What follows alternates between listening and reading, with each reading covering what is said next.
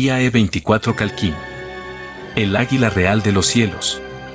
Lo diseñó el ingeniero Juan Ignacio San Martín, inspirado en el exitoso de Havilland Mosquito, la maravilla inglesa de madera que hizo estragos a las fuerzas del Tercer Reich durante la Segunda Guerra Mundial.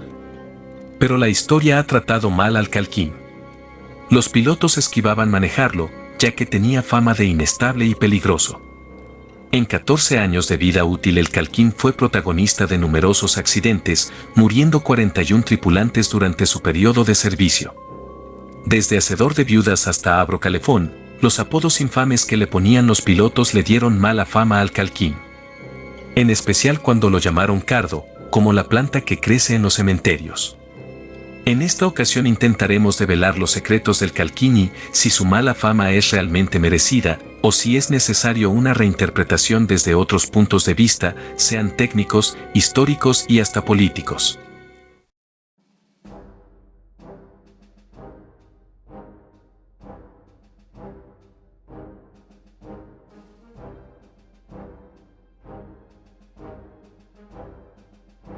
Parte 1. Nace el águila real. La idea del Calquín era producir una versión criolla del de Havilland Mosquito. Un bombardero táctico que reemplazara a los Northrop A-17 que tenía la Fuerza Aérea Argentina desde 1935 y que, con los avances técnicos ocurridos durante la Segunda Guerra Mundial, habían quedado obsoletos.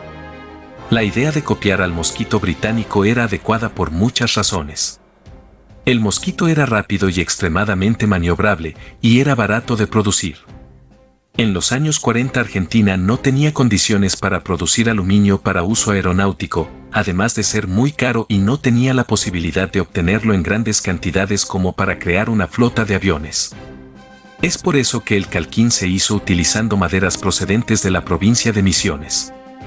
El otro punto era conseguir los motores Rolls-Royce Merlin 77 que traían los Mosquito, los que tenían 1710 HP de potencia y le permitían llegar a los 668 km/h de velocidad.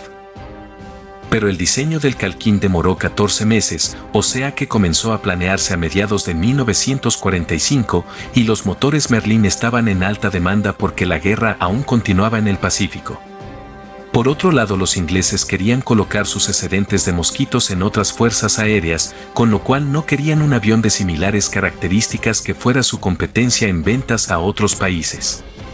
Así que, lo que había disponible eran los motores Pratt & Whitney R1830G, que si bien eran muy fiables y más baratos, tenían casi la mitad de la potencia de los Merlin.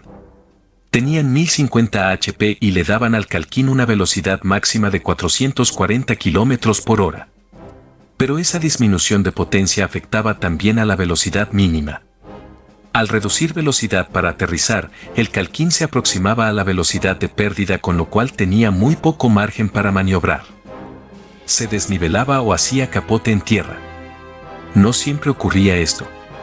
Lo que pasa es que la primera tanda de Calquines que salieron de fábrica en 1947 estaba piloteados por veteranos como Pincho Weiss, gente que sabía cabalgar el lado salvaje del avión. Pero, luego, a medida que crecía la flota, se fueron incorporando pilotos más jóvenes sin tanta experiencia de vuelo. Y era gente que no conocía todas las mañas del avión ni estaban preparados debidamente para hacerle frente a los contratiempos de maniobrabilidad. De 100 Calquines producidos, 21 se estrellaron con un resultado de 41 víctimas fatales. Mientras que esto da una cifra alta, uno debe ver para los costados y ver el contexto histórico. Volar un avión militar era una cuestión más de instintos y experiencia que de técnica. Mientras que un avión comercial está diseñado para ser estable y proceder a hacer maniobras con lentitud, virando suavemente para cambiar de rumbo, un caza debe ser ágil y ultra sensible en cuanto a los controles, capaz de virar rápidamente para esquivar fuego enemigo o entrar en picada para hacer un ataque. Por otro lado, en esa época volar era un desafío peligroso para las tripulaciones novatas. De los Gloster Meteor que llegaron al país, 22 se estrellaron. La estadística del Mosquito no era mucho mejor. Lo que ocurre es que, en el fragor de la batalla, las bajas por fuego enemigo se mezclan con las bajas por problemas de maniobrabilidad. Un ejemplo es una partida de mosquitos que Inglaterra le vendió a Suecia como surplus de guerra después de 1945. Se entregaron 60 aviones y 20 se perdieron en accidentes.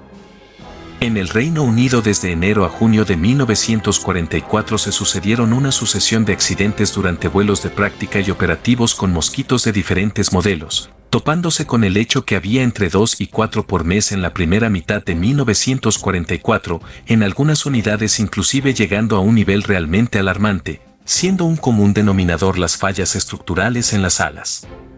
Un avión hecho de madera era fácil de hacer y recomponer en tiempos de guerra. Era prácticamente descartable. En cambio, en tiempos de paz era difícil de mantener, a menos que no fuera reemplazando partes de madera de manera periódica.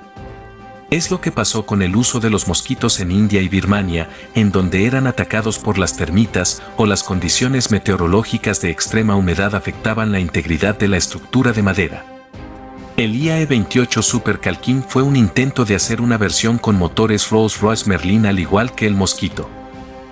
Pero para esa época los militares estaban deslumbrados con la llegada de los motores de reacción y anularon el proyecto.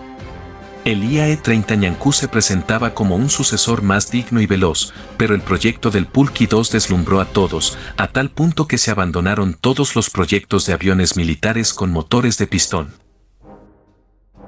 Parte 2. El Mosquito Criollo pasa a retiro.